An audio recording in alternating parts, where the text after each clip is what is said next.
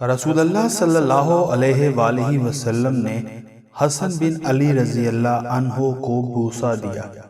نبی کریم صلی اللہ علیہ وآلہ وسلم کے پاس اقرا بن حابس رضی اللہ عنہ بیٹھے ہوئے تھے۔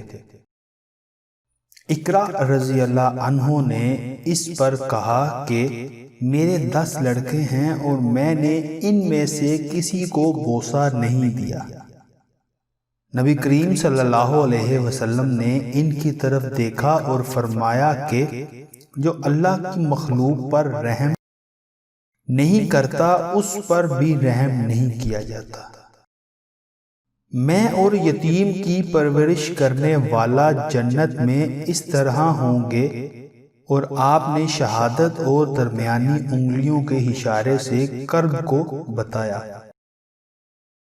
نبی کریم صلی اللہ علیہ وآلہ وسلم نے فرمایا کہ بیواؤں اور مسکینوں کے لیے کوشش کرنے والا اللہ کے راستے میں جہاد کرنے والے کی طرح ہے، یا اس شخص کی طرح ہے جو دن میں روزے رکھتا ہے اور رات کو عبادت کرتا ہے۔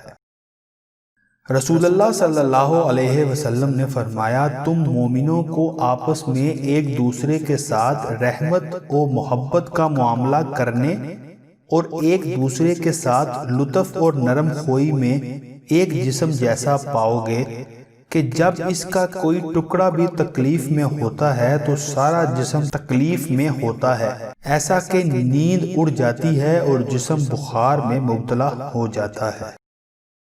نبی کریم صلی اللہ علیہ وآلہ وسلم نے فرمایا اگر کوئی مسلمان کسی درخت کا پودا لگاتا ہے اور اس درخت سے کوئی انسان یا جانور کھاتا ہے تو لگانے والے کے لیے وہ صدقہ ہوتا ہے۔ ہماری ہر ویڈیو کی مکمل اپڈیٹ حاصل کرنے کے لیے چینل کو سبسکرائب کر کے بیل کا بٹن دبائیں۔ شکریہ۔